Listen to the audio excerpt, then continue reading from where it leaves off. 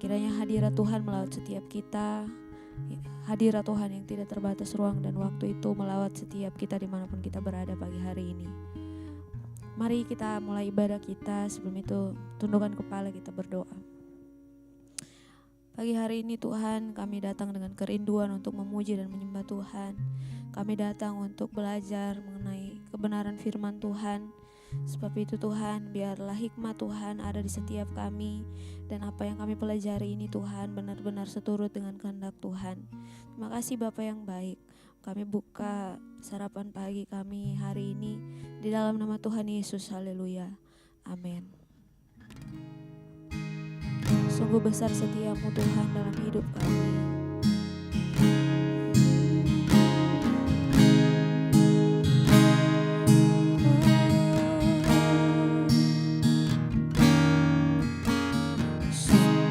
Besar setiamu,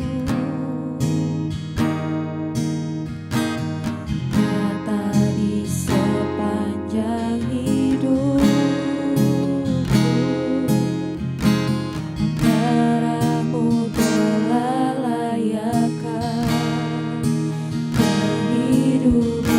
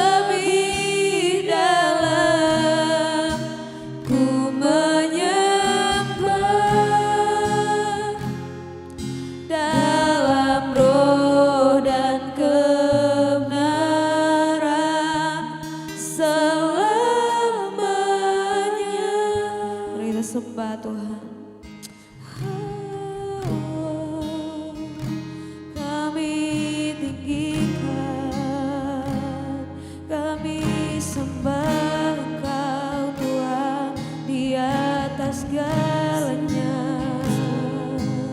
Sungguh besar kasih setiamu Tuhan, tak dapat ku balas. Ku bersyukur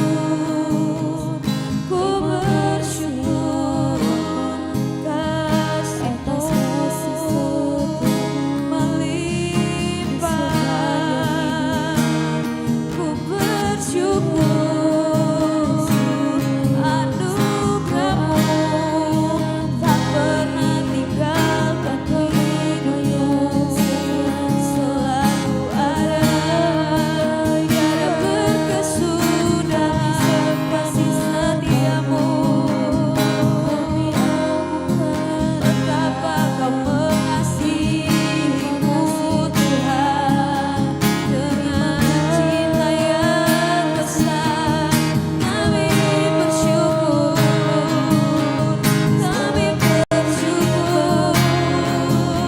tiada yang seperti-Mu, tiada yang seperti-Mu. Haleluya, Bapa yang setia, Bapa yang tak pernah tinggalkan, Bapa yang mengerti, Bapa yang peduli. Yesus, ada yang seperti nama, tak berkesudahan kasih setiamu Tuhan. Haleluya, sungguh besar setiamu, sungguh besar kasih-Mu di dalam setiap hidup kami, di dalam setiap hidup kami. Bangga memiliki Engkau dalam hidup kami Tuhan. Engkau Allah yang hidup, yang selalu setia dan tidak pernah meninggalkan perbuatan tangan Tuhan. Kami ada hari ini semua karena kemurahan Tuhan dalam hidup kami. Kami mau bilang terima kasih Tuhan buat penyertaan Tuhan. Terima kasih buat kesempatan yang selalu Tuhan berikan bagi kami. Hari demi hari kami lalui dengan kekuatan yang daripada Tuhan. Kami datang pagi hari ini Tuhan membawa segenap hati dan hidup kami kepada Tuhan. Biar senantiasa kami diperbaharui di dalam hikmat yang dari Tuhan. Terima kasih Bapa. Kami mau meninggikan Engkau lebih lagi Tuhan. Terima kasih Bapa yang baik. Ku tinggikan Engkau Tuhan, melebihi segalanya, lebih dalam ku menyembah dalam roh dan kebenaran. Ku tinggikan,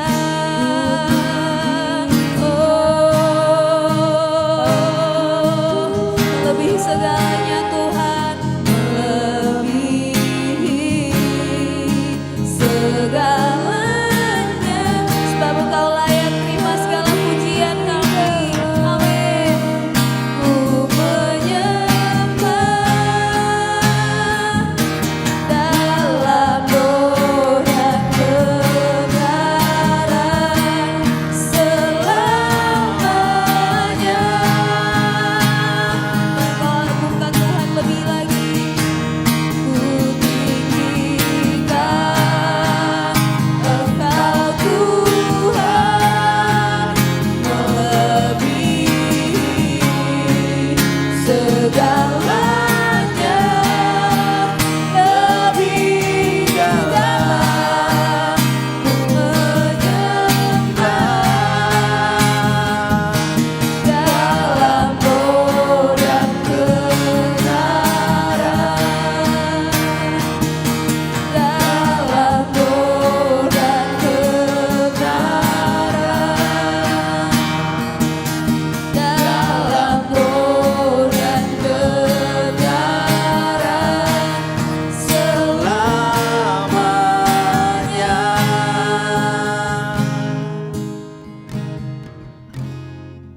mengucap syukur karena Tuhan sangat baik di dalam kehidupan kami.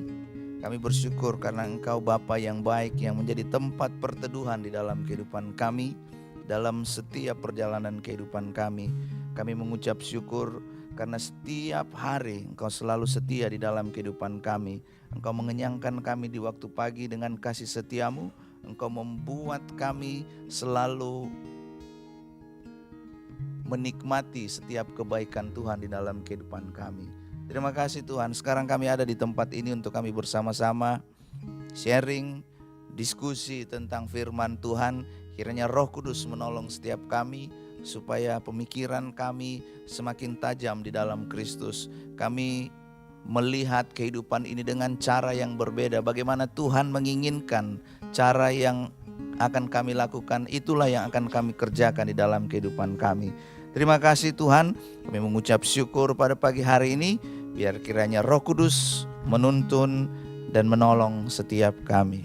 Dalam nama Tuhan Yesus Kristus. Haleluya. Amin. Baik, shalom. Shalom. Mari kita buka Alkitab kita di dalam Mazmur pasalnya yang ke-90.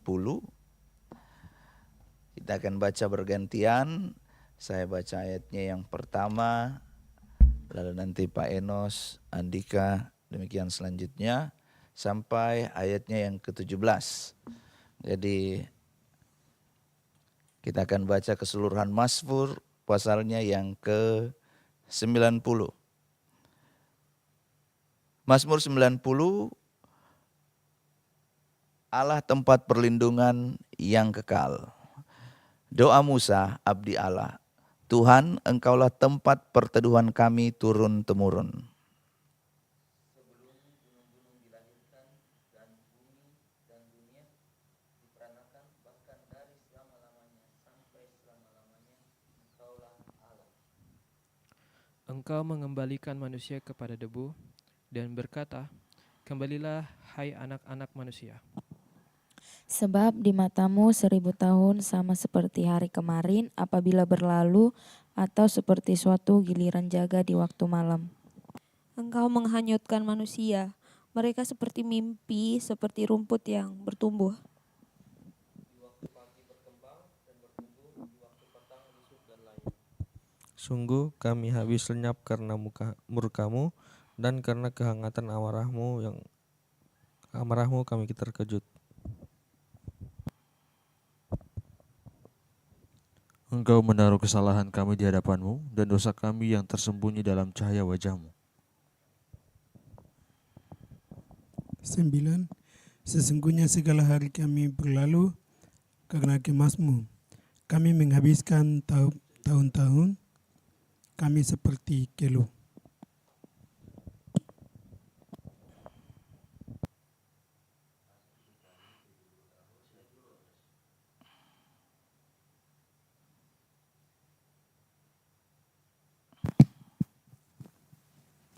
Masa hidup kami 70 tahun, dan jika kami kuat 80 tahun, dan kebanggaannya adalah kesukaan dan penderitaan.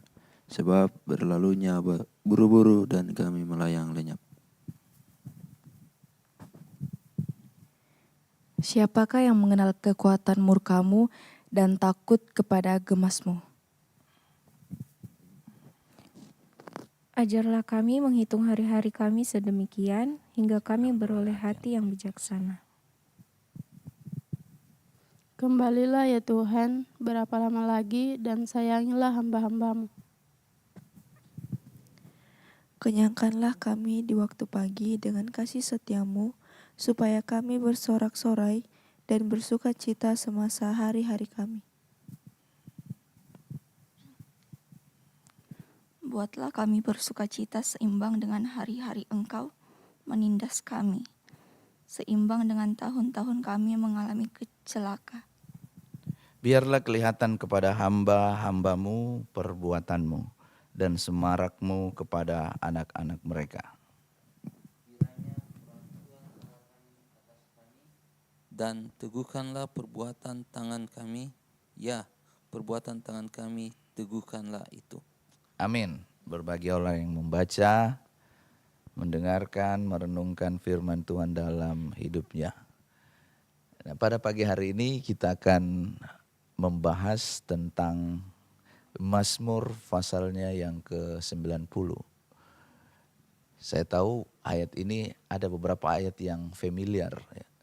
Seperti ayatnya yang ke-12 itu kan mungkin sering kita dengarkan di ibadah penghiburan pada saat seorang dipanggil Tuhan, lalu disampaikan ajarlah kami menghitung hari. Menghitung hari kita akan belajar sama-sama apa yang dimaksudkan dengan menghitung hari. Apakah seperti lagunya Krisdayanti atau yang lain. Jadi pada pagi hari ini saya yakin kita semua sudah membacanya Mazmur 90 ya. Amin. Amin. Kiro yang amin. Berarti Kiro nanti yang pertama. Aminnya keras. Haleluya. Mazmur 90 ini ditulis oleh Musa. Kita bisa lihat di ayatnya yang pertama, doa Musa. Nah, karena dia ditulis oleh Musa, ini menjadikannya menjadi salah satu mazmur yang tertua. Jadi memang ini dimasukkan di dalam kitab Mazmur. Mazmur itu sebagian besar adalah ditulis oleh Raja Daud. Tetapi ini sudah jelas tertulis doa Musa. Jadi ini menjadikannya sebagai salah satu mazmur yang tertua. Diperkirakan ini ditulis selama masa pengembaraan bangsa Israel di padang gurun. Berarti ini selama perjalanan bangsa Israel keluar dari Mesir menuju ke tanah perjanjian. Dan ini juga ditulis mungkin sebagai tanggapan atas hukuman Allah terhadap ketidaktaatan, ketidaksetiaan bangsa Israel. Kita tahu ya, bangsa Israel itu bangsa yang tegar tengkuk. Meskipun mereka melihat mujizat secara langsung, mereka menikmati perkara Allah yang ajaib. Kalau kita jalan malam hari, kita pasti kedinginan. Tapi bangsa Israel berjalan di padang gurun yang kalau siang dia suhunya panas ekstrim, kalau malam dia suhunya dingin ekstrim. Tetapi ada tiang awan dan tiang api yang membuat mereka bisa berjalan di padang gurun. Ya, kalau seperti kita punya alas kaki.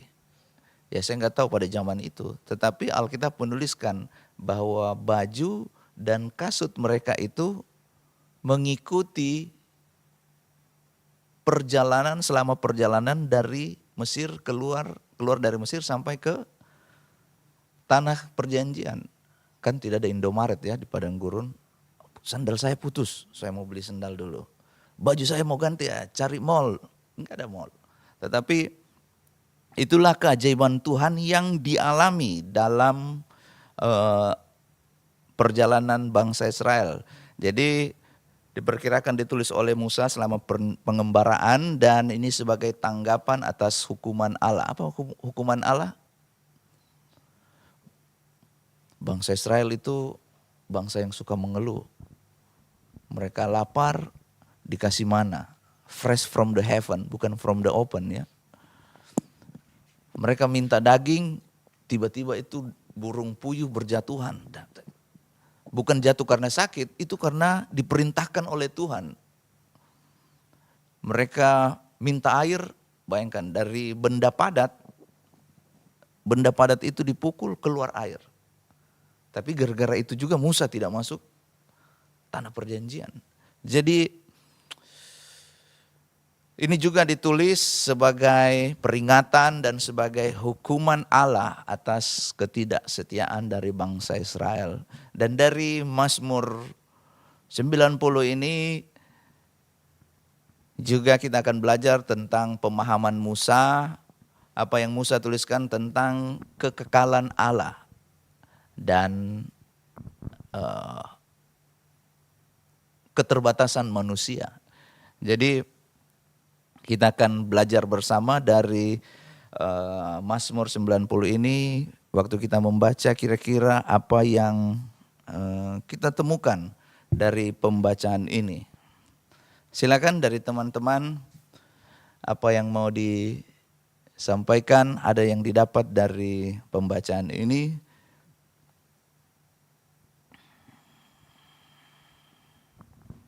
Jadi siapa pertama?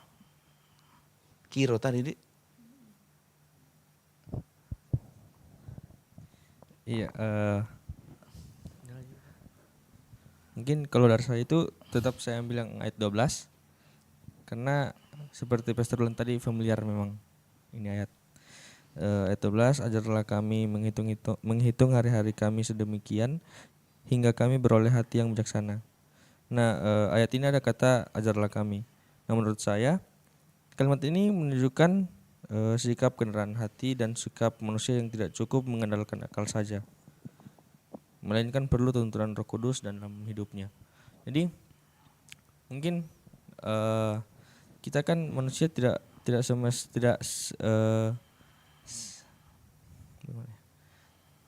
bisa mungkin mengandalkan akal pikiran kita, walaupun kita sudah merasa kita hebat, kita sudah merasa kayak bisa Kak, tapi tetap kita harus tetap dalam tuntunan Roh Kudus.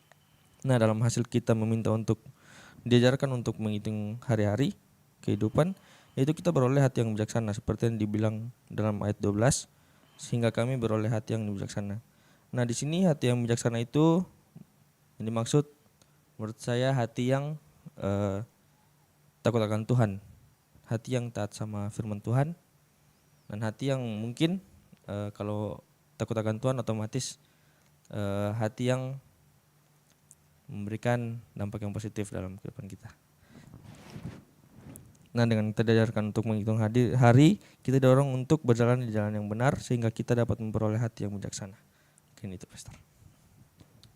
Haleluya. Dari yang lain, silakan apa yang didapat dari Mazmur 90. Coba saya bertanya ya. Kapan lagi kita kasih pertanyaan pagi-pagi waktu baru bangun tiba-tiba langsung dikasih pertanyaan firman Tuhan yang kira-kira menghitung hari yang dimaksudkan di sini, mengapa tadi Kiro sudah bilang ajarlah kami. Menghitung hari itu apa? Apakah kita hitung, oh ini hari apa ya?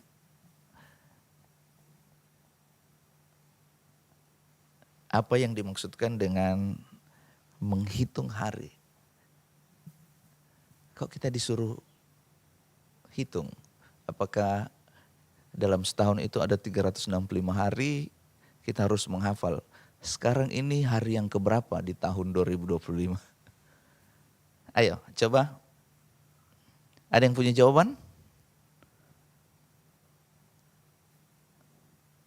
Kalau belum ada, nanti kita lanjut. Siapa tahu tiba-tiba ada pencerahan dari Roh Kudus. Dari yang lain, apa yang didapatkan dari pembacaan Mazmur 90 ini sambil pertanyaan yang tadi dipikirkan. Dari senyumnya ini Putra kayaknya sudah. Oh. Siapa? Tama, kau tunjuk. Oh, paling ujung Pak Enos berarti. Silakan, ayo kita belajar bersama tentang kebenaran firman Tuhan.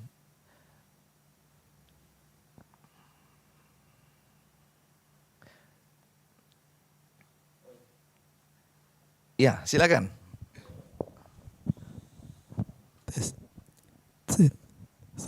Baik, terima kasih. Ada. Baik, terima kasih atas waktu yang diberikan kepada saya. Siap. Di sini dari ayat 1 sampai dengan ayat 13 ada banyak. Cuman saya di sini dapat adalah di bagian ayat 9. Di sini sungguh segala hari berlalu karena kemasmu dan kami menghabiskan waktu tahun-tahun kami seperti keluh. Dan saya masih ingat, saya lupa hamba Tuhan yang waktu itu dia melayani firman Tuhan di sini. Dan dia mengatakan ada 5 dosa, tapi diantaranya dosa yang besar adalah mengeluh. Mengeluh itu, dan kami juga pernah manusia mengalami dalam sehari-hari itu pernah mengeluh terlalu banyak. Ternyata dari situ betul juga di antara kita, kalau sebagai saya pribadi berpikir bahwa mungkin membunuh atau berzina dan lain sebagainya itu yang dosa besar. Tapi ternyata beliau waktu itu hamba Tuhan yang melayani di sini, dan beliau mengatakan dosa yang terbesar di antaranya adalah mengeluh. Dan hari ini juga mendapatkan di sini, walaupun kadang-kala kehidupan manusia itu seperti gelombang air berliku-liku dan banyak hal yang kita mengeluh. Tapi firman Tuhan ini mengajak kita bahwa dalam segala sesuatu, dalam menguji bertahun atau berganti waktu, tapi harus andalkan Tuhan, lebih kepada Tuhan yang Maha Kuasa. Terima kasih. Haleluya. Jadi di ayat 9 itu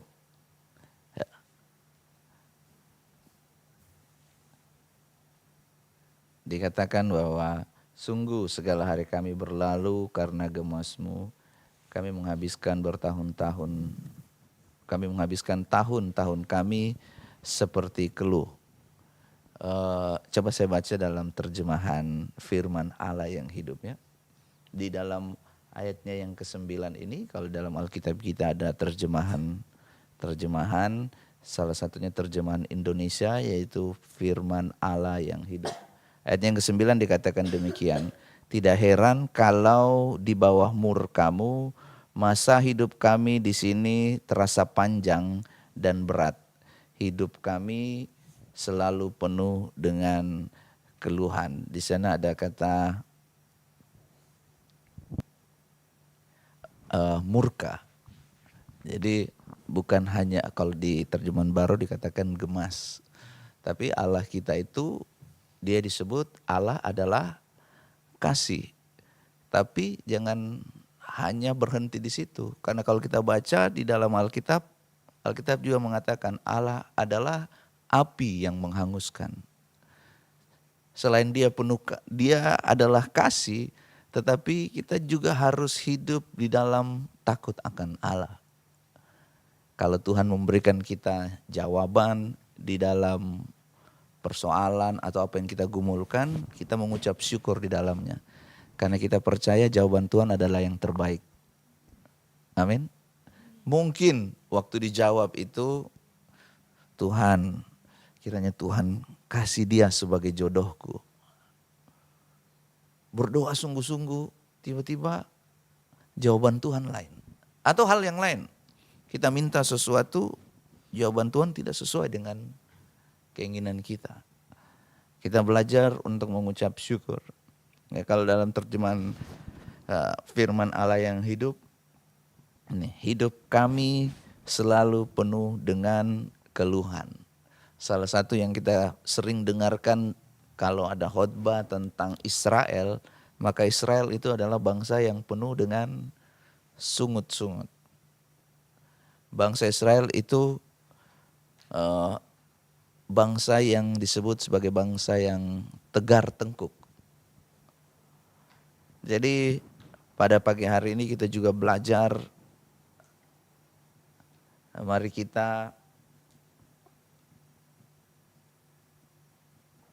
mengucap syukur sekalipun apa yang sedang kita alami itu jangan tidak sesuai dengan keinginan kita, jangan membuat kita menjadi orang yang mudah untuk bersungut-sungut. Yang lain? Dari teman-teman yang lain?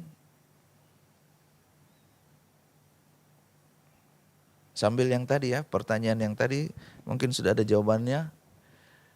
Apa yang dimaksudkan dengan menghitung? Silakan. Langsung saja. 15 menit ke depan dipersilahkan. Jadi yang saya dapatkan mungkin di ayat 9 dan 10. Tapi karena terjemahan barunya agak susah buat saya, jadi saya pakai bahasa Indonesia masa kini. Dan di situ ada saya dapatkan poin, ini dalam terjemahan bahasa Indonesia masa kini, bahwa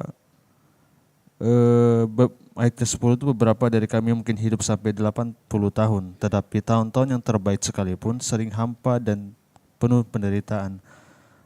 Jadi yang saya dapatkan dalam hal ini, pertama ada kalau di dalam Alkitab bahwa batas usia manusia itu 70 sampai 80 tahun.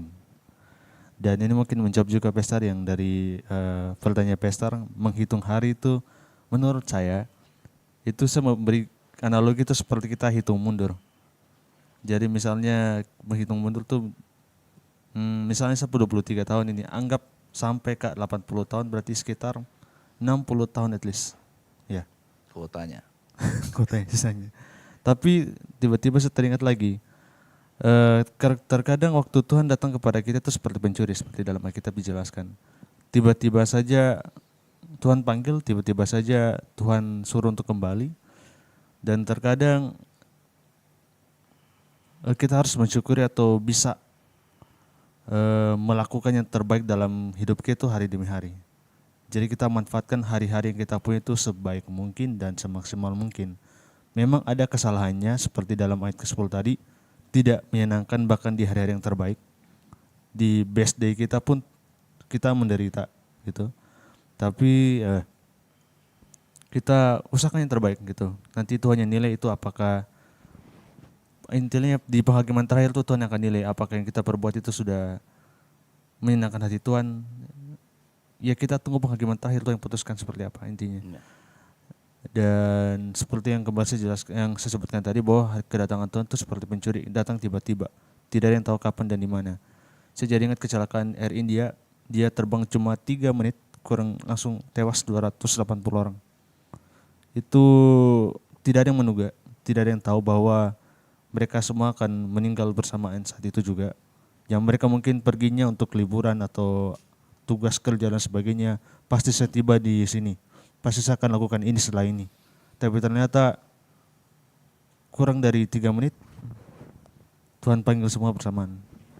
Jadi hari-hari itu berharga dan itu hitungnya mulai berjalan. Sekarang bahkan sudah berjalan, ketika saya berbicara itu hitung mundurnya sudah berjalan.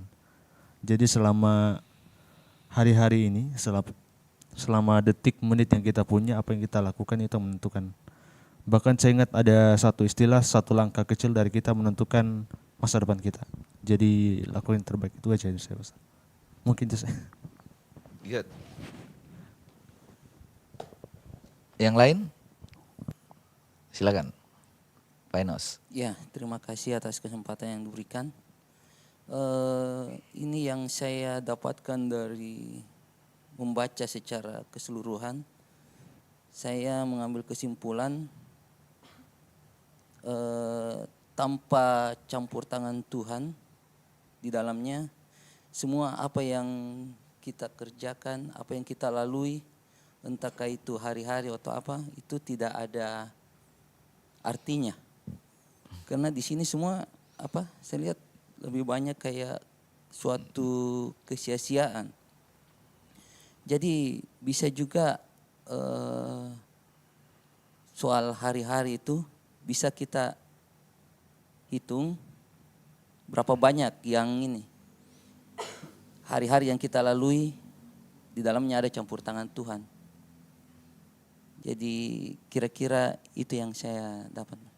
Ya, that's good. Jadi harusnya ini kita tidak menyanyi, kalau menurut Putra tadi ini kan berarti kita mengingat hitung mundur. Berarti kita harus buat lagu jangan panjang umur. Panjang umurnya. Tidak ini pemikiran aja. Nah, menurut Pak Enos itu artinya gini, ada biasanya itu ya kalau di akhir tahun atau ada momen-momen tertentu kita kembali refleksi, mengingat kembali apa yang kebaikan-kebaikan yang sudah kita alami, yang Tuhan berikan di dalam kehidupan kita. Kira-kira begitu ya Pak? Atau? Iya bisa juga, tapi yang terutama itu apa yang kita hari yang sudah kita lalui, apakah Di dalamnya itu ada campur tangan Tuhan selama kita ini Siap. lalui itu yang intinya.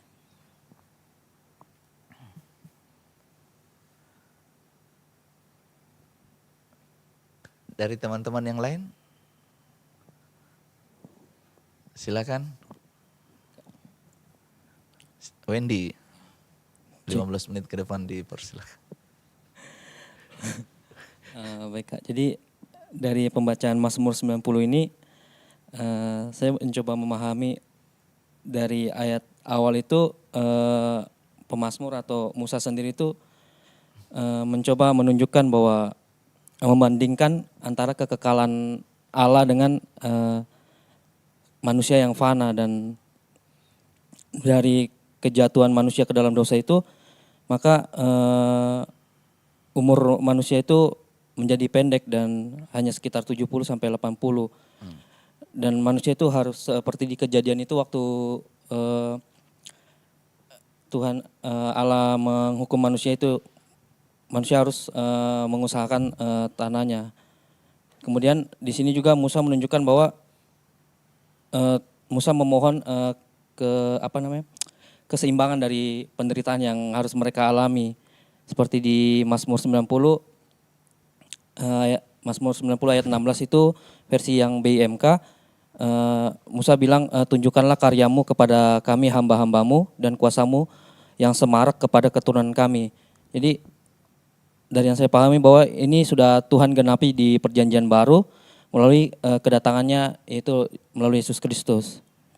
Terus yang pertanyaan Kak Peter tadi yang menghitung hari-hari, yang saya pahami itu menghitung hari-hari itu bahwa waktu itu terus berjalan maju dan tidak bisa diulang kembali. Jadi kita harus memanfaatkan setiap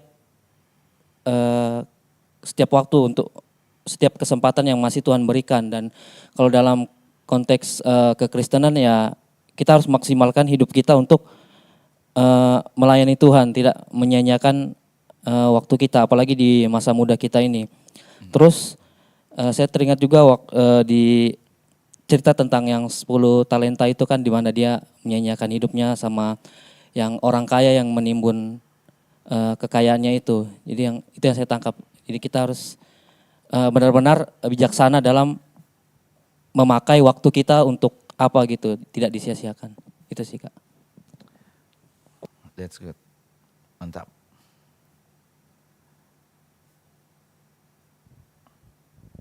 Oke, dari yang lain?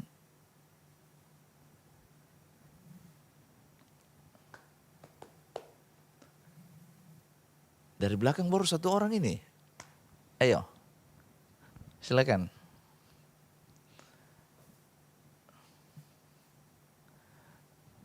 Dari belakang diwakili oleh Jenny. Kasih mic. Habis itu Tita. Tes. Habis itu. Silakan. Oke, thank you Pesta. Dari yang saya pelajari dari keseluruhan ayat ini, dari apa yang Musa katakan, saya melihat bagaimana cara pandang Musa terhadap manusia dan Tuhan sendiri. Bagaimana Musa melihat kita sebagai manusia. Musa sadar kita manusia yang berdosa dan tidak kekal, umur kita terbatas, dan kita butuh Tuhan.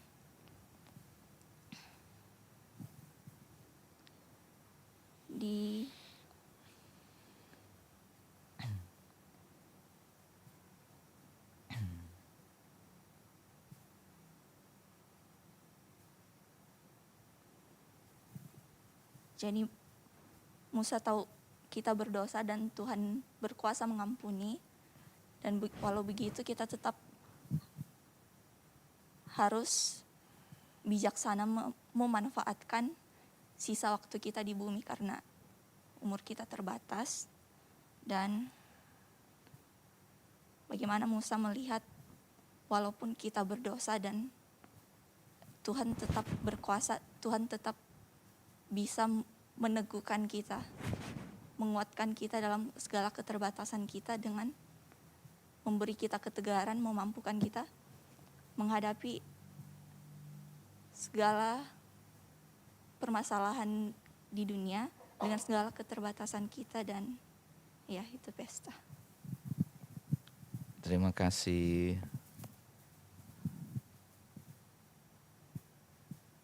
Silakan dari yang lain. Tita.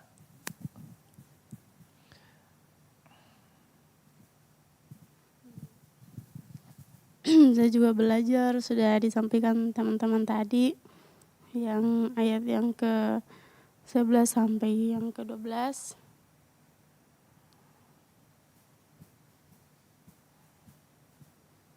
Siapa yang menyadari kedahsyatan amarahmu, siapa di antara kami yang takut kepadamu sebagaimana layaknya. Ajari kami menghitung hari-hari kami dan menyadari betapa sedikitnya hari-hari itu. Tolonglah kami untuk menjalani hidup sebagaimana patutnya. Jadi dari sini juga mengajarkan kita bahwa saya belajar tentang maksudnya singkatnya kehidupan kita dalam dunia ini, kayak kita waktu kita tidak banyak, jadi dalam menjalani setiap hari kita bagaimana kita tetap mengandalkan Tuhan dan memiliki tujuan yang benar, yaitu untuk kemuliaan Tuhan sendiri. Jadi itu mempergunakan waktu dengan baik. Kemudian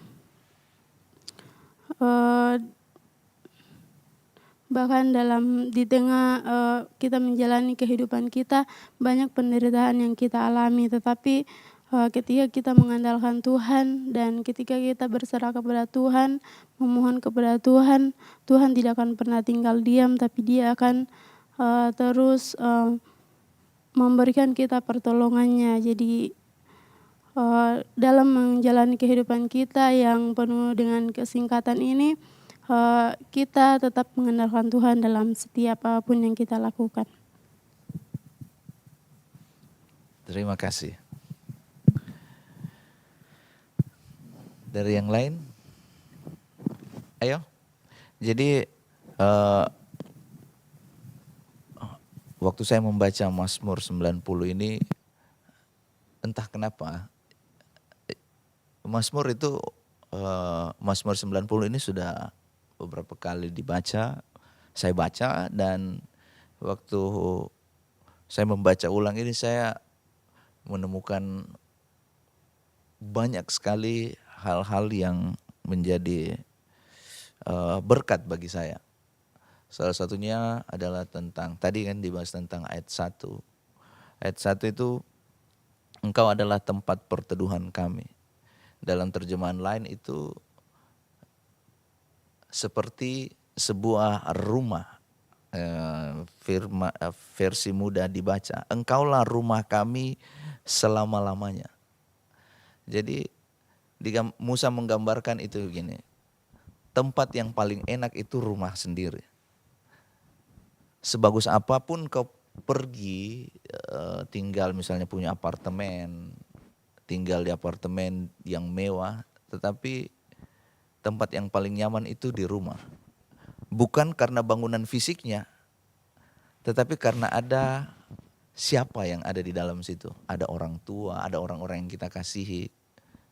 Mungkin rumahnya itu kalau seperti rumah di kampung halaman, lantainya itu tidak seperti keramik yang mahal.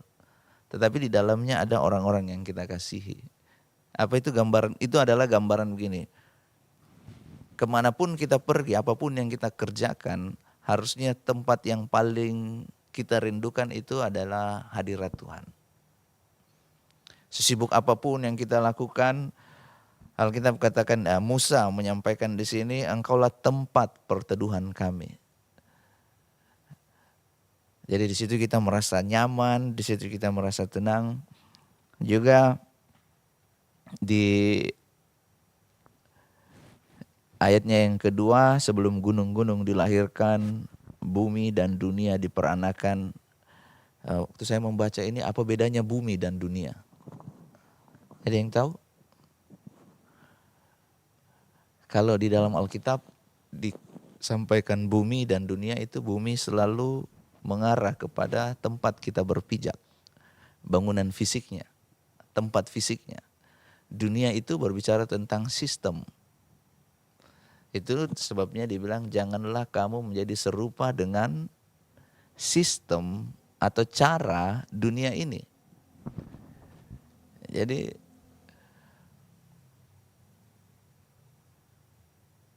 apapun yang kita kerjakan, apapun yang kita lakukan, jangan sampai kebiasaan ini. Kebiasaan apa itu? Untuk hidup di dalam hadirat Tuhan. Kita selalu merindukan Tuhan. Kenapa? Karena Tuhan itu pencipta kita. Siapa yang waktu kita beli barang apa saja, handphone, televisi, barang-barang yang lain.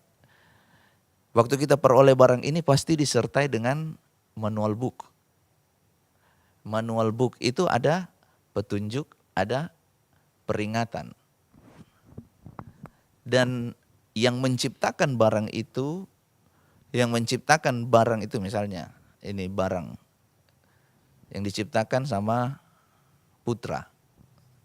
Yang bisa kasih petunjuk barang ini putra. Fungsinya apa? Ini bukan untuk ganjal kursi. Kalau kursinya miring diganjal pakai ini. Bisa dibuat seperti itu, tapi bukan itu fungsi utamanya. Kehidupan kita ini untuk kita tahu tujuannya kita, fungsinya kita tidak temukan di tempat yang lain. Kita itu cuma bisa tahu pada pencipta kita, yaitu Allah. Dan kita sudah tahu, pada mulanya adalah firman. Firman itu bersama-sama dengan Allah, dan firman itu adalah Allah. Jadi pada saat kita berulang-ulang terus-menerus kita mengisi kehidupan kita dengan firman Tuhan, maka kita akan semakin mengenal Allah dan kita semakin suka untuk, kalau saya pakai bahasa ini, kita semakin suka untuk berteduh. Kalau hujan kita cari tempat berteduh. Kalau mungkin kita secara rohani bukan hujan air, tetapi kita terima masalah, hujan persoalan, kata-kata yang tidak enak, fitnah yang kita terima, tetapi tempat perteduhan kita yang membuat kita tenang dan nyaman itu di dalam Tuhan. Amin. Yang lain? Atau dari Hakia ada? Silakan. Ya. Siapa? Indah ya? Ya. Terima kasih atas kesempatan yang diberikan. Terkait dengan pertanyaannya Pastor tadi, menghitung hari-hari. Menurut saya itu seperti penantian kita akan kedatangan Yesus. Jadi selama Tuhan Yesus masih memberikan waktu, masih memberikan kita kesempatan, pergunakan waktu dan kesempatan itu sebaik-baiknya dengan cara layanilah Tuhan dengan segenap hati kita, walaupun dalam hidup kita tidak selalu menyenangkan. Begitu saja, Pastor. Terima kasih. That's good.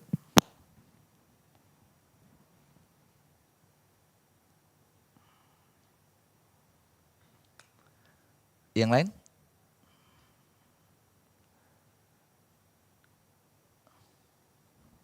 Habis ini Tama. Silakan. Dari yang saya baca, Pastor, di sini di Mazmur 90 ini kita disadarkan akan dosa kita di hari-hari yang mungkin sudah kita jalani. Nah, kan di sini juga dibahas tentang berkeluh kesah. Dari banyaknya keluh kesah kita, kita orang berdosa. Nah, timbul satu pertanyaan di ayat yang ke-15. Di sini ayat ayat 15 berkata, "Berilah kami kegembiraan yang sebanding dengan kemalangan kami. Gantilah tahun-tahun yang celaka dengan tahun-tahun yang baik." Pertanyaan saya, Ayat berapa tadi? Ayat 15, Pastor. 15. Iya. Pertanyaannya kan di sini disadarkan Miki bilang kita ini orang berdosa, orang yang sering sekali berkeluh kesah. Apakah pantas jika kita meminta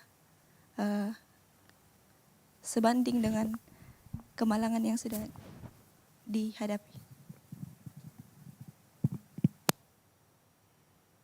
Seimbang dengan tahun-tahun kami mengalami celaka. Ayat 15 ya. Pertanyaannya tadi apa? Apakah berdosa yang sering berkeluh kesah di hari-hari kita meminta hal itu?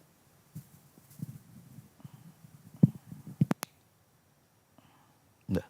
That's good.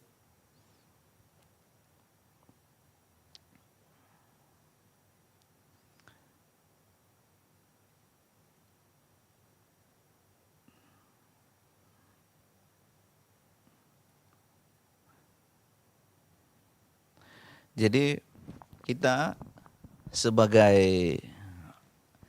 ini kan kita belajar tentang bagaimana kita sebagai manusia yang terbatas dan Allah yang tidak terbatas.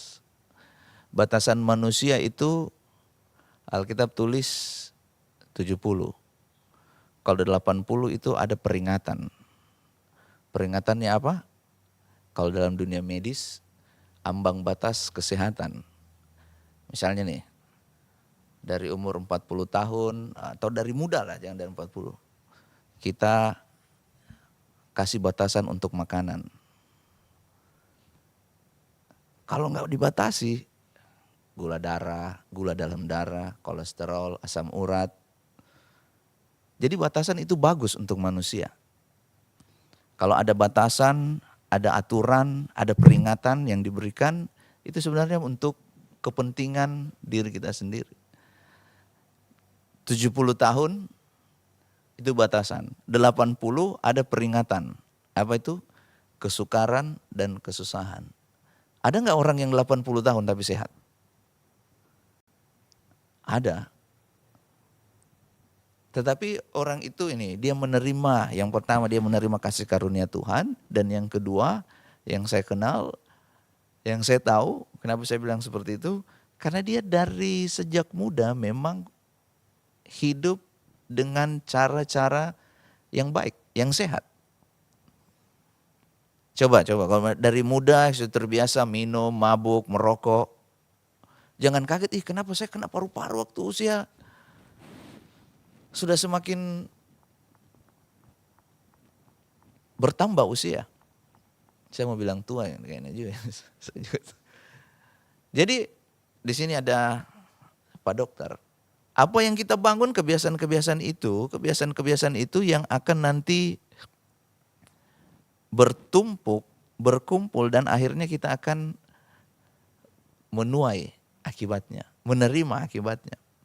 Jadi kita sebagai manusia itu punya batasan, terbatas. Tetapi Allah yang tidak terbatas itu, Dia memberikan kita kesempatan untuk hidup. Itulah sebabnya dikatakan di dalam ayatnya yang ke-12 tadi. Ajarlah kami menghitung hari-hari kami sedemikian. Teach us to number our days. Jadi pada waktu kita menghitung hari yang dikatakan dalam terjemahan bahasa Indonesia, itu adalah kita mengingat bagaimana kita mempergunakan waktu dengan efektif, dengan baik. Karena semua orang pasti mati. Betul? Karena semua orang pasti akan mati. Karena syarat untuk mati itu tidak tunggu tua. Tidak tunggu sakit. Seperti tadi yang Putra bilang, orang naik pesawat punya rencana nanti kalau tiba mau berbuat apa, mau melakukan apa. Itu sebabnya Alkitab mengajarkan waktu kita berencana untuk melakukan sesuatu, kita membawa rencana itu ke dalam tangan Tuhan supaya Tuhan memberkati. Dan kita sebagai manusia, kita diberi kesempatan untuk menikmati hidup. Kita diberi waktu untuk kita bisa melakukan segala sesuatu. Ya, di dalamnya bukan berarti tidak ada aturan, tidak ada batasan. Di dalamnya ada aturan dan batasan. Dan ayat 15 ini yang tadi jadi pertanyaan, coba saya lihat dalam terjemahan ini ya. Kita lihat dalam terjemahan firman Allah yang hidup. Berilah kami kegembiraan sebanding dengan kemalangan kami dulu. Gantilah tahun-tahun yang celaka dengan tahun-tahun yang baik. Menurut saya, tadi pertanyaannya ini, pantaskah kita sebagai manusia yang fana ini, yang terbatas, meminta hal ini kepada Tuhan? Menurut saya, jawaban saya ini, segala sesuatu yang kita boleh minta segala sesuatu kepada Tuhan, tetapi tidak segala sesuatu yang kita minta kepada Tuhan itu diberi jawaban ya.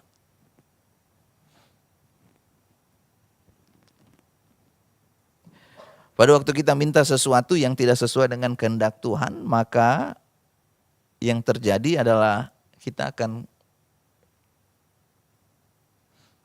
kecewa. Dalam arti begini, kita minta tetapi Tuhan memberikan jawaban yang lain. Nah di sini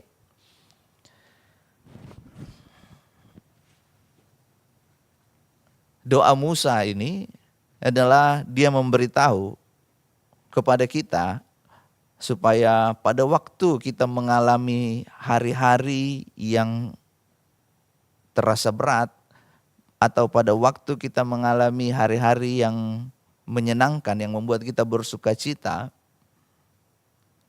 kita harus tetap mengucap syukur kepada Tuhan. Nah caranya untuk kita mengucap syukur itu diberitahu di ayat yang sebelumnya. Kenyangkanlah kami di waktu pagi dengan kasih setiamu. Kenapa pagi? Padahal kalau pagi itu tidak boleh makan terlalu banyak. Makan yang banyak itu siang. Kenapa pagi? Ada yang tahu? Doa Musa, kenyangkanlah kami di waktu pagi.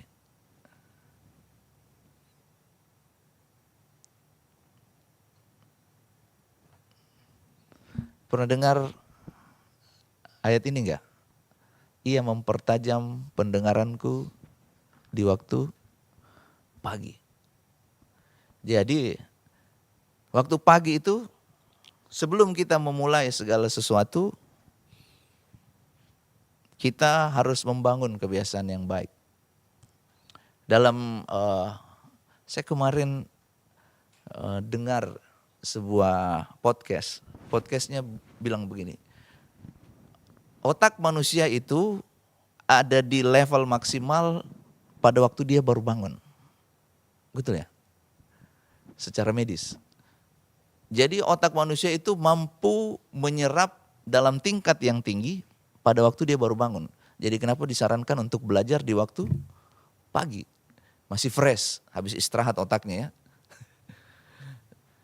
Jadi dan pada waktu pagi itu, pada level maksimal, pada tingkat yang maksimal, otak tersebut itu akan mudah untuk kita isi dengan hal-hal yang baik dan kita akan mengikutinya di sepanjang hari.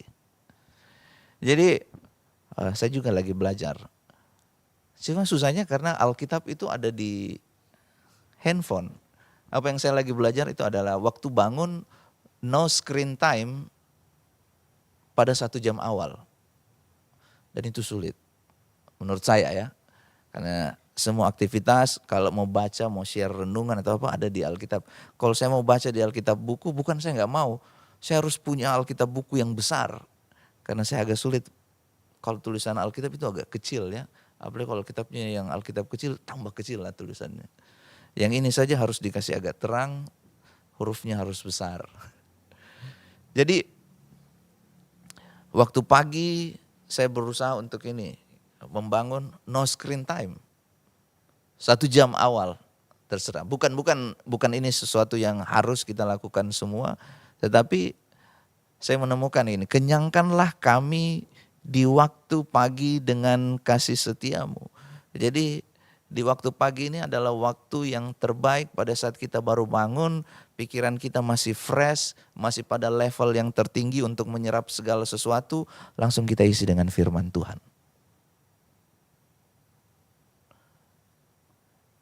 Kita tidak cari kabar berita apa yang terjadi di dunia ini. Atau kita cari infotainment. Grup band Dewa lagi manggung di mana ya?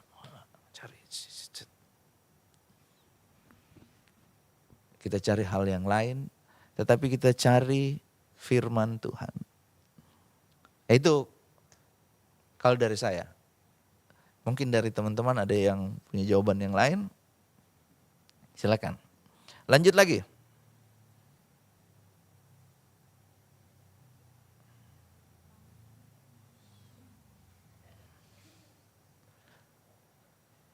...20 menit ke depan dipersilakan.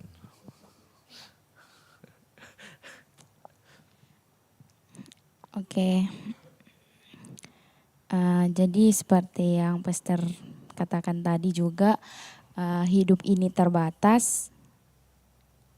Seperti yang sudah kita baca di ayat yang ke-10 sampai dengan yang ke-12. Di situ dikatakan kalau umurnya manusia itu hanya 70 tahun. Kalau 80 bonus itu. Jadi ketika di umur kita yang terbatas ini, kita diajar untuk menggunakan hidup kita secara efektif. Efektif yang dimaksud itu belajar untuk menghargai hidup, kayak tidak menyia-nyiakan hidup. Dan ketika kita tidak menyia-nyiakan hidup kita, maka kita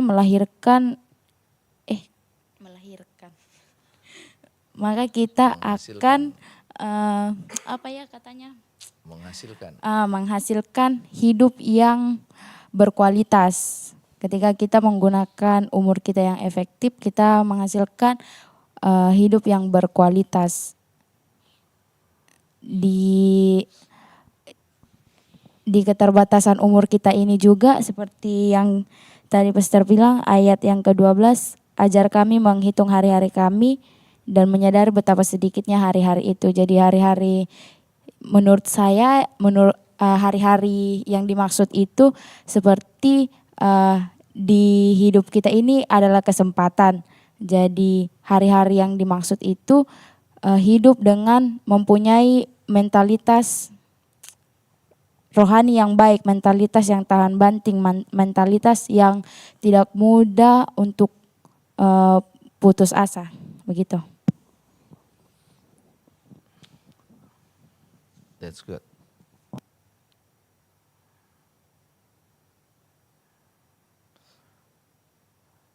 Jadi karena waktu kita ini terbatas, sekarang bagaimana cara kita melakukan sesuatu dengan efektif?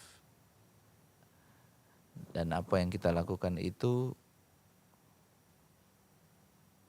berkualitas.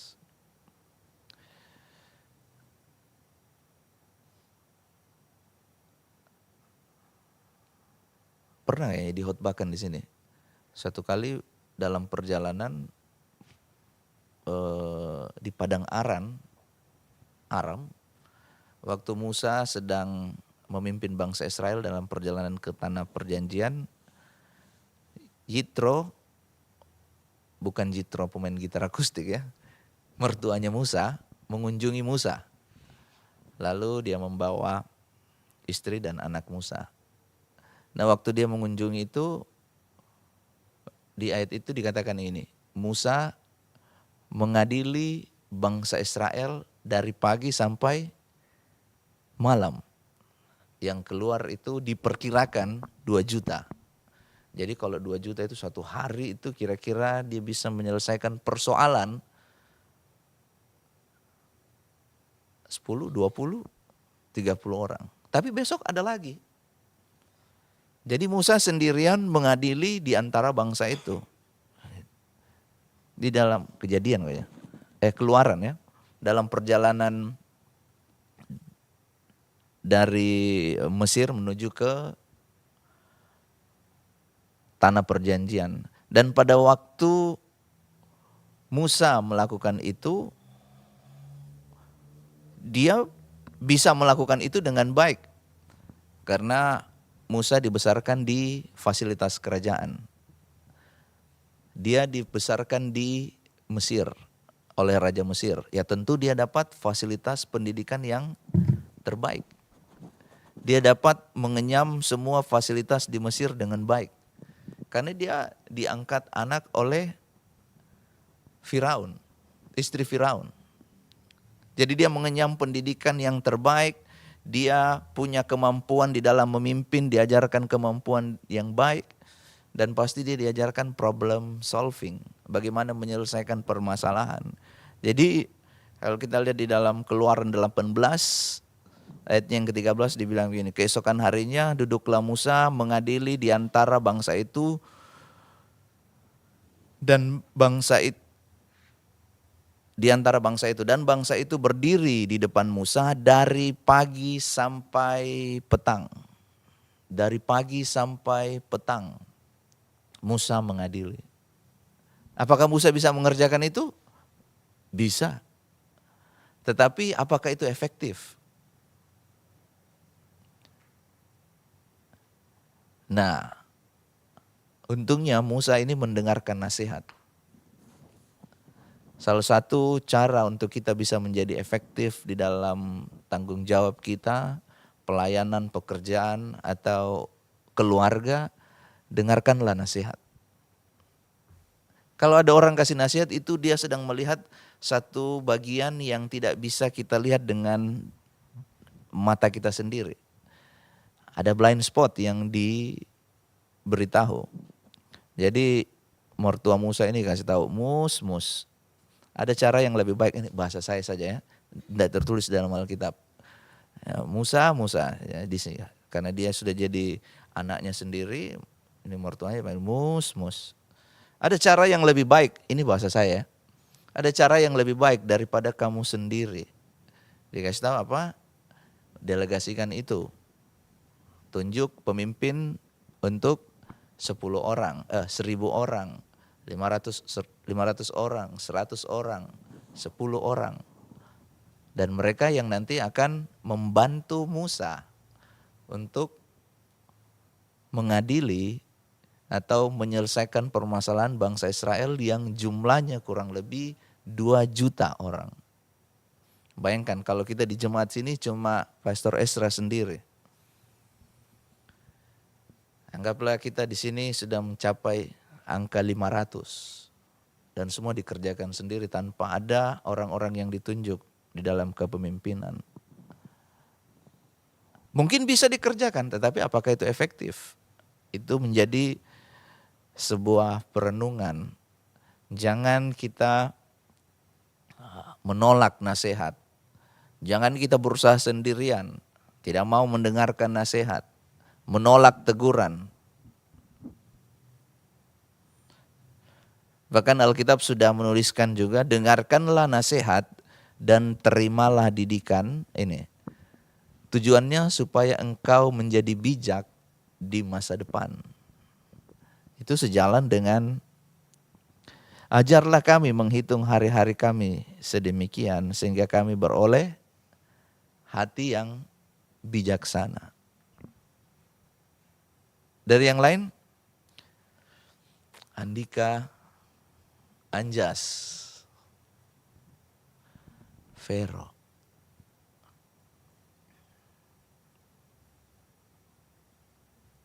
Silakan. Oh ya, Andika, dia sudah angkat mic-nya tahu. 15 menit ke depan dipersilahkan. Baik, saya mengambil dari kesimpulan ayat 7 sampai 10. Itu berbicara tentang kemurkaan Allah terhadap manusia. Berbicara tentang kemurkaan Allah terhadap manusia, di mana di ayat 7 dengan 9 itu Allah Menyala aja mic ya. Tukar coba. cek.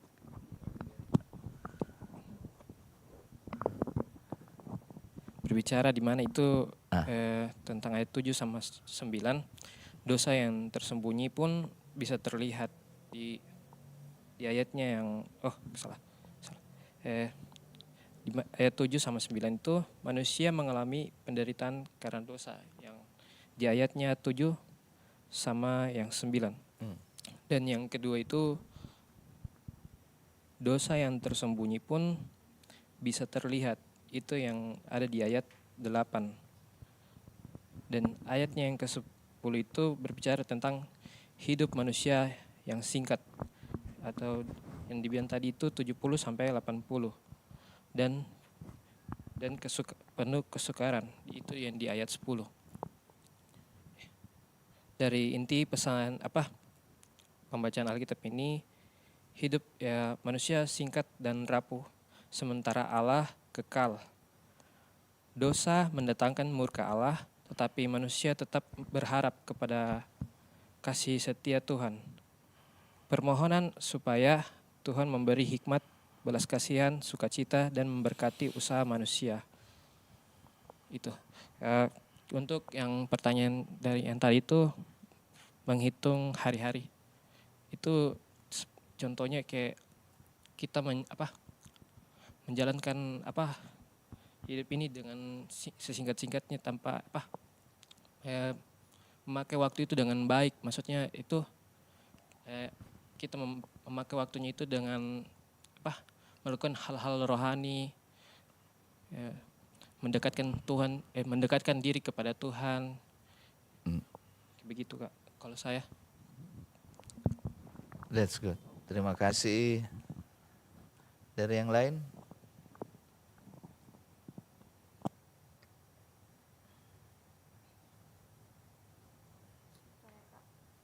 Silakan Vero.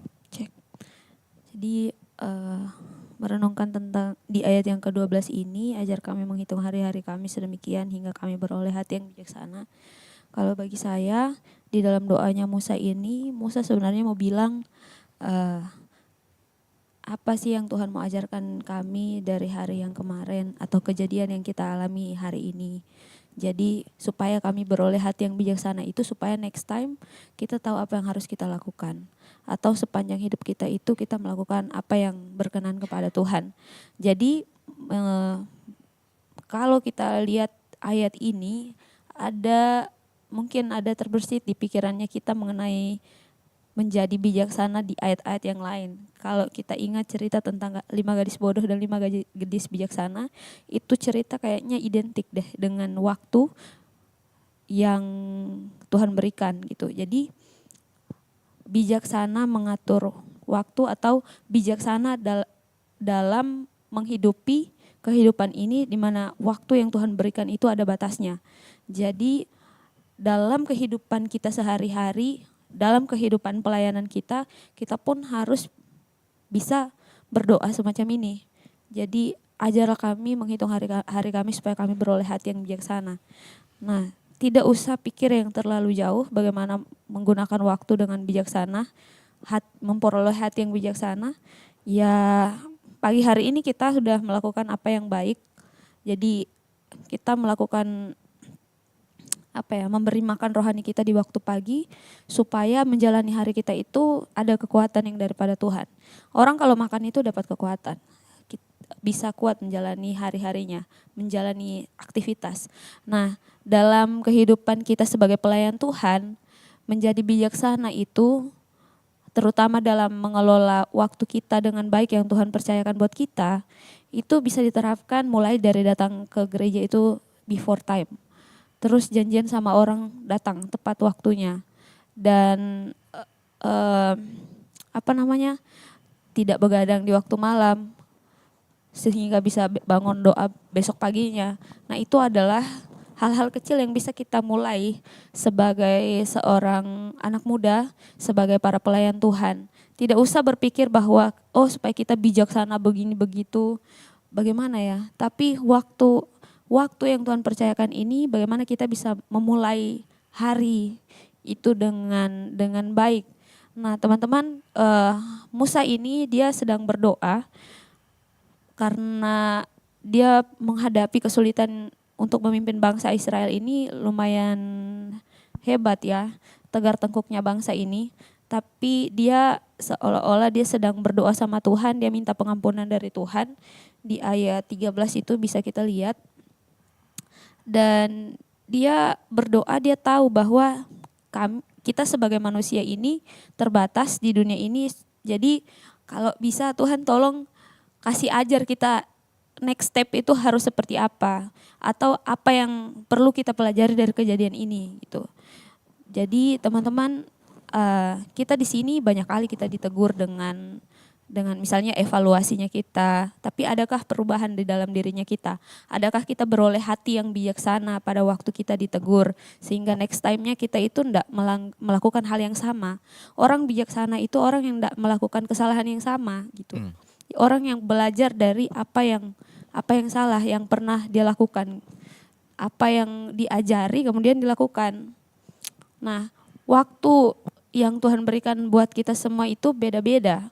Tetapi yang pasti adalah ada batasnya. Nah, di dalam gereja ini kita juga ada batasnya. Kita misalnya ditempatkan di Makassar cuma beberapa waktu. Atau semasa kuliah saja. Nah, belajarlah dengan maksimal di tempat ini. Jangan hidup maunya yang enak. Jadi kalau dapat pelayanan ini mau. Kalau dapat pelayanan yang kayak terima tamu doang, enggak mau. Atau jadi pelayan asar, kita datangnya jam berapa? Apakah itu sudah menjadi orang yang bijaksana, mengatur waktunya. Terus kita datang bilang, maaf Kak, saya begini begitu karena saya datang terlambat Kak, karena saya habis ini, habis itu. Tapi kita itu diberikan waktu 24 jam. Nah, kalau orang lain bisa datang before time, kenapa kita bisa selalu terlambat? Gitu ya. Jadi beroleh hati yang bijaksana itu sehingga supaya kita bisa mengatur waktu kita dengan baik. Waktu kapan harus tidur, waktu kapan kita harus bangun, waktu kapan mengerjakan ini dan itu, terus memprioritaskan apa yang prioritas. Salah satunya pelayanan. Itu harus menjadi yang prioritas dalam kehidupan kita. Jadi kita enggak membuat pelayanan itu nomor kesekian. Jadi pada saat kita mau pelayanan, nanti setelah saya bikin ini, saya bikin itu. Jadi datangnya telat ke gereja. Nah, saya pikirnya Musa minta hal itu supaya dalam next step-nya itu dia melangkah dengan hati yang bijaksana. Dia tahu apa yang harus dia lakukan gitu. Belajar dari kesalahan di masa lalu.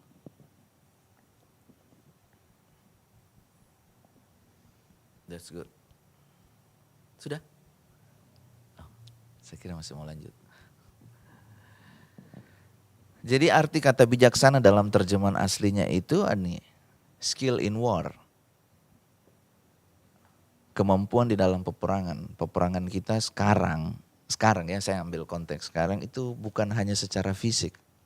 Tetapi kemampuan peperangan di dalam teknologi, sumber daya.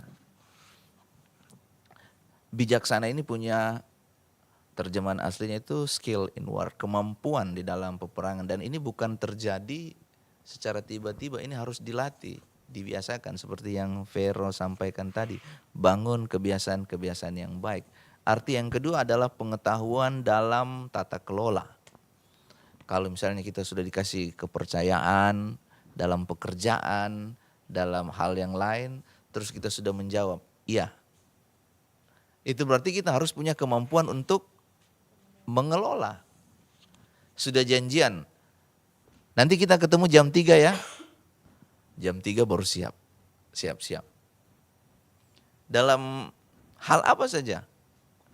Dan yang ketiga, terjemahan bijaksana itu adalah kecerdasan berpikir. Kecerdasan berpikir itu begini, kita punya kehati-hatian. Sekarang kan, tadi malam saya baru cerita-cerita sama istri, ada orang yang kami kenal, dia minta kepada keluarganya mau jual tanah orang tua karena terlibat hutang. Ya saya kasih tahu aja, tanya, kita ngomong-ngomong aja cerita, terus kita harus tahu dulu hutangnya karena apa ini. Kalau kesalahan sendiri tanggung jawab dong. Bukan semudah itu langsung mau jual. Ya memang ini kan warisan, berarti milik bersama. Tapi kan ada kesepakatan yang harus semua, bukan cuma satu orang saja. Yang lalu akhirnya tanah itu dijual. Apa tadi yang saya sampaikan? Kecerdasan berpikir. Kita penuh dengan kehati-hatian. Kalau kita sudah lihat ya sekarang kan lagi marak pinjol, judol, dan akhirnya terlibat di dalam hal-hal itu yang membuat akhirnya tolong saya dong. Tiba-tiba datang ke Pak Enos mau pinjam uang 100 juta. Kenapa? Lagi terlibat hutang. Apakah Pak Enos bisa tolong? Bisa saja ditolong, dikasih bantuan. Tetapi kan bukan itu akar permasalahannya. Kita harus memiliki kecerdasan berpikir, kita harus hati-hati, kita harus tahu. Kalau saya lakukan ini, kira-kira bagaimana ya? Itu yang disebutkan dengan hati yang bijaksana. Jadi yang pertama tadi skill in war, kemampuan di dalam peperangan, pengetahuan di dalam kita mengelola, dalam tata kelola, dan yang ketiga itu kecerdasan di dalam berpikir, ada kehati-hatian di dalamnya. Jadi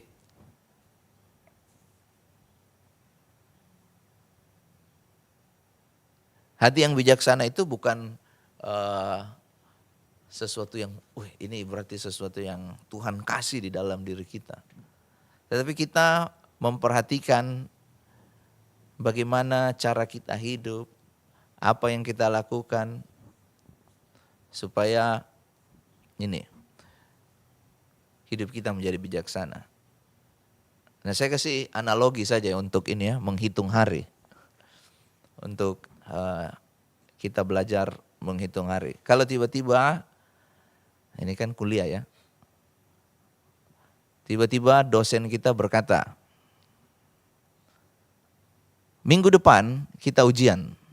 Berarti, saya kasih gambaran minggu depan berarti 7 hari ke depan kita akan ujian. Perhitungan waktu yang efektif harusnya begini. Kita akan ujian dari bab 1 sampai bab 7. Perhitungan yang efektif, 1 hari kita pelajari 1 bab. Betul ya? Minggu depan kita akan ujian dari bab 1 sampai bab 7. Berarti perhitungan yang efektif 1 hari kita belajar 1 bab. Tiba-tiba hari pertama ada pertandingan PUBG. Tidak belajar. Masih ada besok. Hari kedua tiba-tiba diajak, ada kafe baru dibuka di sana. Ayo kita pergi nongkrong. Oh ya, baru hari kedua, skip. Hari ketiga tiba-tiba diajak, ada ultahnya teman ini. Ayo kita pergi. Oh masih ada besok. Hari keempat sakit. Kenapa? Karena 3 hari tidak istirahat. Flu, batuk, demam, karena kurang istirahat, begadang. 2 hari istirahat. Hari keempat, hari kelima. Hari keenam tiba-tiba dia ingat, besok ujian. Matang.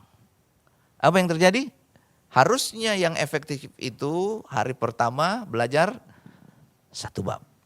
Bab 1. Hari kedua, bab 2, begitu selanjutnya. Sampai pada hari yang ke-7 ujian. Alkitab sudah mengajarkan kepada kita batasan waktu kita itu 70 tahun berdasarkan pembacaan ini. Tetapi kita mempergunakannya sembarangan. Kita mengisinya dengan sembarangan. Itu yang dibilang di dalam Di ayatnya yang sebelumnya, siapakah yang mengenal kekuatan murkamu dan takut kepada gemasmu? Saya baca dalam terjemahan firman Allah yang hidup. Siapakah yang menyadari kedahsyatan amarahmu dan siapa di antara kami yang takut kepadamu sebagaimana layaknya? Ada kalanya kita takut kepada Tuhan itu bukan karena hormat, tapi kita takut karena hukuman. Padahal yang dimaksudkan di sini adalah kita takut karena hormat kepada Allah. Hormat itu dilahirkan dengan hubungan, dilahirkan dari hubungan. Sebagaimana layaknya. Kita takut kepada Allah itu pada porsi yang tepat. Dalam bahasa Inggris lebih mudah ya. Ada fear dan afraid. Kalau afraid itu lebih kepada siapa yang takut kecoa di sini? Oh, saya geli sama kecoa. Atau takut yang lebih kepada fobia. Tapi afraid itu digambarkan kita menaruh respect. Kita menaruh hormat kepada Tuhan. Nah, kalau kita menaruh respect itu tentunya karena hubungan. Oh, saya menaruh respect ini kepada Kiro karena orangnya berintegritas. Saya bilang seperti itu karena ada hubungan. Misalnya sudah jalan, oh dia orangnya kalau janji on time. Kalau dia bilang nanti kita makan di sini diajak traktir, dia tepati janjinya. Tidak pura-pura lupa. Kapan saya janji ya? Jadi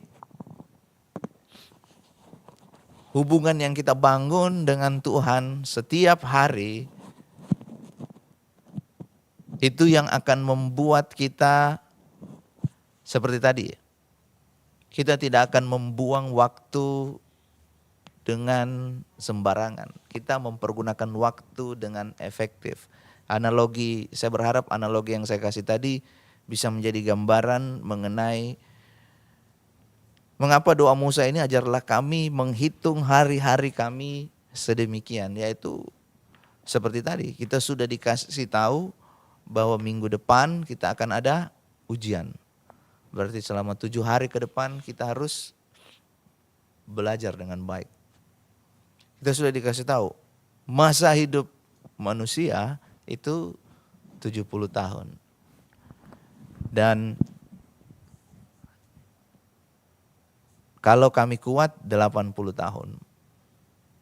Harusnya kita mempergunakan waktu itu dengan baik, jangan melakukan hal-hal yang di luar firman Tuhan. Oke, masih ada yang belum menyampaikan sesuatu ini? Anjas sama yang di sebelah siapa namanya? Desi. Silakan 15 menit, satu orang 10 menit. Cik. 1. Jangan lupa nanti terakhir ada quotes. Ayat 12. Ajar kami menghitung hari-hari kami sedemikian hingga kami beroleh hati yang bijaksana. Nah, kalau saya di sini yang saya dapatkan bahwa berbicara tentang ajar kami menghitung hari-hari, artinya kita diajarkan untuk mempersiapkan segala sesuatunya dalam kehidupan kita. Nah, karena di ayat sebelumnya juga yang berkata bahwa hidup kami hanya 70, kalau kuat 80. Nah, artinya di sini kita diajarkan untuk mempersiapkan apa yang akan kita hadapi untuk kedepannya. Bagaimana kehidupan kita untuk menghadapi sisa kehidupan yang Tuhan masih anugerahkan kepada kita. Nah, dan itu kita harus bijaksana juga dalam menghadapi kehidupan ini. Nah, di sini yang saya catat tadi, di sini juga kita diajarkan untuk menggunakan waktu dengan bijak atau menggunakan waktu dengan baik, mengatur waktu sedemikian rupa sehingga kita beroleh kebijaksanaan daripada Tuhan. Nah, dan juga dalam mengatur waktu ini jangan sampai kita mungkin berkata bahwa kehidupan kita ini masih panjang, kita ini masih muda, jadi tidak apa-apalah kita melakukan hal-hal yang mungkin di luar kendali kita atau mungkin yang tidak disukai oleh Tuhan. Nah, tapi yang perlu kita ketahui bahwa hidup kita itu singkat, tidak ada yang tahu. Jadi jangan sampai kita mempergunakan kehidupan kita itu dengan hal-hal yang mungkin bisa menyakiti hati Tuhan, di luar dari kendali Tuhan. Nah, jangan sampai juga kehidupan kita itu hanya berfoya-foya, tapi kita mempergunakan waktu kita selagi Tuhan masih memberikan kita kesempatan. Kita mempergunakan waktu kita itu sedemikian rupa dan mengatur waktu itu. Kita menggunakan waktu itu mencari kehendak Tuhan dalam kehidupan kita. Nah, dan kita belajar memahami dan melakukan kehendak Tuhan itu dalam kehidupan. Apa yang dikehendaki Tuhan dalam kehidupan kita itu yang harusnya kita lakukan dalam kehidupan kita. Jangan mungkin kita berpikir, saya masih muda, tidak apa-apa lah kalau saya mungkin baca Alkitabnya tidak sering-sering amat, doanya tidak sering-sering amat, cukuplah berdoa 1 kali. Mungkin kau bangun pagi atau mau tidur cukup 1 kali, bangunnya tidak usah doa lagi. Tidak, tapi kehendak Tuhan itu, mencari kehendak Tuhan itu sudah dijelaskan Mr. Peter juga tadi, teman-teman yang lain. Kalau mencari kehendak Tuhan itu artinya kita memiliki hubungan yang intim dengan Tuhan, memiliki hubungan yang erat dengan Tuhan. Bagaimana kita membangun kehidupan kita, membangun kehidupan doa-doa kita, atau kehidupan membaca Alkitab kita itu harus terus dibangun, harus terus dijaga supaya hubungan kita dengan Tuhan itu semakin erat dan kita semakin mencintai Tuhan dalam kehidupan kita, seperti itu. Nah,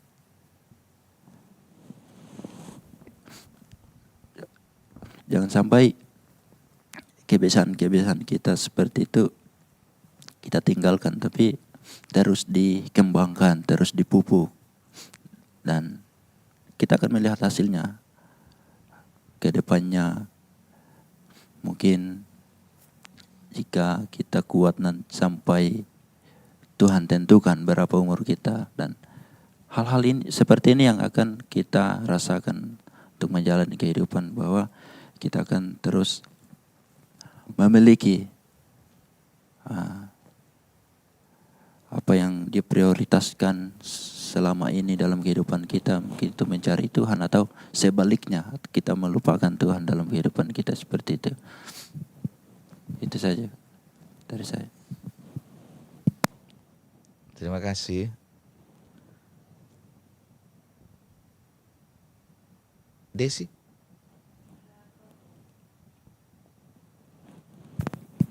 Kalau dari pemahaman saya tentang Mazmur 90 ini, Musa tahu dan Musa mengerti akan keterbatasan kita sebagai manusia. Dan Musa sadar juga Tuhan itu maha kuasa. Dan kita perlu, kayak Kak Vero bilang tadi, kita perlu dan kita butuh untuk minta hikmat daripada Tuhan supaya kita tidak bingung dan tidak keliru, supaya kita ada hikmat untuk tahu apa yang ingin kita kerjakan. Apalagi sebagai kita untuk anak-anak muda yang usianya masih usia produktif, sangat-sangat disayangkan kalau tidak dimaksimalkan untuk pelayanan. Dan Kak Ezra juga pernah bilang kalau tiga prioritas dalam kehidupan kita itu salah satunya pelayanan. Itu sih yang bikin kita untuk ingat lagi untuk tetap semangat melayani. Gitu sih kalau saya, Kak. Sudah. luar biasa. Jadi usia produktif menurut WHO, ada yang tahu di usia berapa? 60 tahun.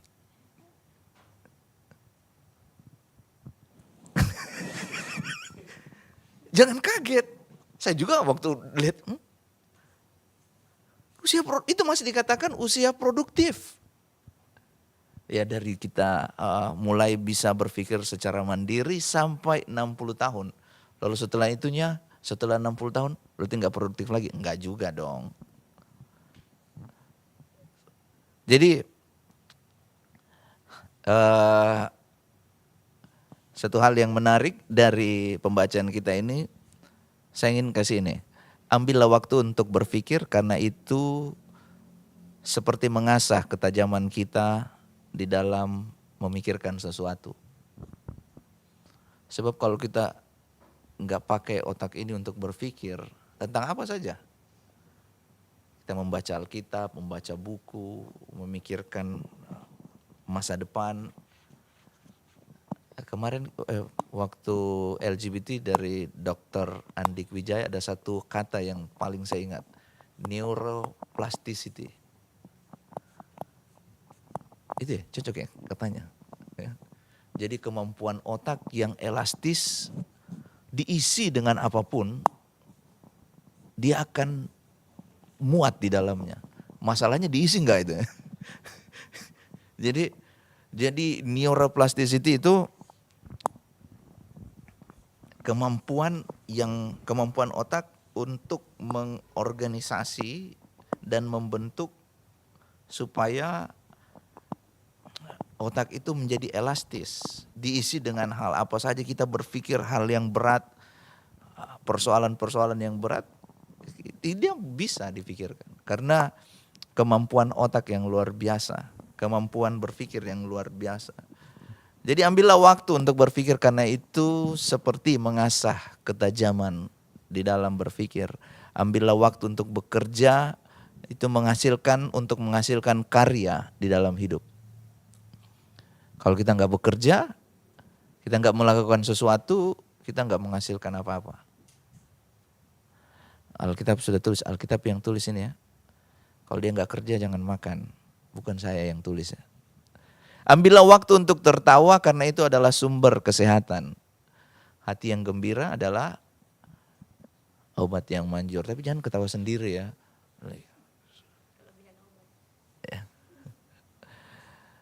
Yang terakhir, ambillah waktu untuk Tuhan. Pergunakanlah waktu untuk Tuhan. Karena itu adalah kunci segalanya. Kita bisa punya harta yang banyak di dunia ini. Tapi kalau kita tidak memiliki Tuhan, kemana harta itu pada saat kita kembali kepada Tuhan?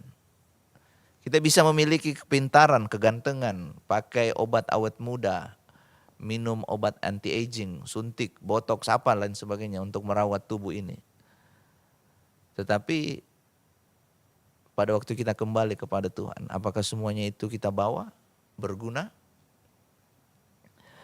Ambillah waktu untuk Tuhan, pergunakanlah waktu dengan baik bersama dengan Tuhan karena itu adalah kunci segala-galanya. Dari ayat 12 ini, kata yang pertama itu adalah ajarlah kami. Kata ajarlah kami itu dalam terjemahan bahasa Inggris, teach us. Terjemahan aslinya itu yada. Yada itu gambaran hubungan yang intim. Suami dan istri. Tidak dilakukan di tempat umum. Maaf ya. Jadi kalau yang sudah menikah, dia pasti melakukan hubungan yang intim itu di kamar, di rumah. Nggak ada orang yang tahu waktu kita di kamar nih kita bikin apa. Kita buka situs-situs apa, lihat scroll apa gitu. Jadi hubungan ajarlah kami itu adalah kita membangun pribadi diri kita dengan Tuhan supaya ini kita bertanya kepada Tuhan, Tuhan maunya apa sih di dalam hidup saya? Sebab kalau kita tidak bertanya hal tersebut, kita bertanya begini, Tuhan maunya apa? Kalau bukan maunya Tuhan, maka kita akan melakukan maunya diri kita sendiri. Kita nggak akan ikut apa yang menjadi kehendak Tuhan. Oke, itu saja dari saya. Ada yang lain mau menambahkan?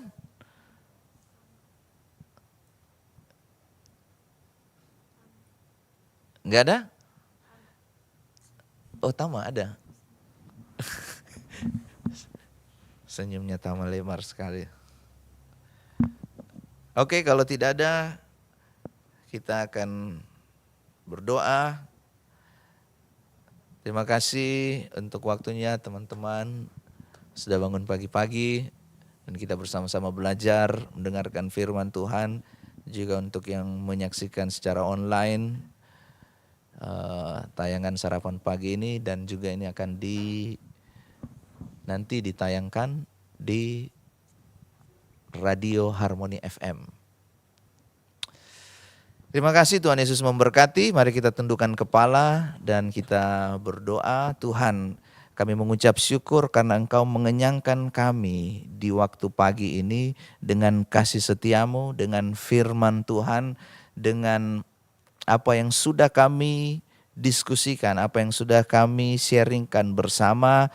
Biar kiranya semuanya itu menjadi rema di dalam kehidupan kami, tertanam di dalam hati kami, dan berbuah melalui perkataan, perbuatan, sikap hidup, perilaku kami. Dimanapun kami berada, apapun yang kami lakukan, kami mau belajar untuk menghitung hari-hari kami, untuk kami melihat apa yang sudah kami lakukan, apa yang akan kami lakukan, supaya kami tidak mengerjakan hal-hal yang hanya mementingkan diri kami sendiri. Tapi kami mau belajar untuk melakukan sesuatu yang menyenangkan hati Tuhan, yang mempermuliakan Tuhan. Terima kasih Tuhan, berkati setiap kami yang hadir di tempat ini, maupun yang nanti akan menyaksikan tayangan ini, ataupun yang sedang menyaksikan program ini. Tuhan memberkati kami semua dengan kesehatan, kekuatan, perlindungan dari Tuhan, sehingga kami semua tetap sehat di dalam kuasa Tuhan. Terima kasih. Kami mengakhiri sarapan pagi kami bersama ini dalam nama Tuhan Yesus Kristus. Haleluya. Amin.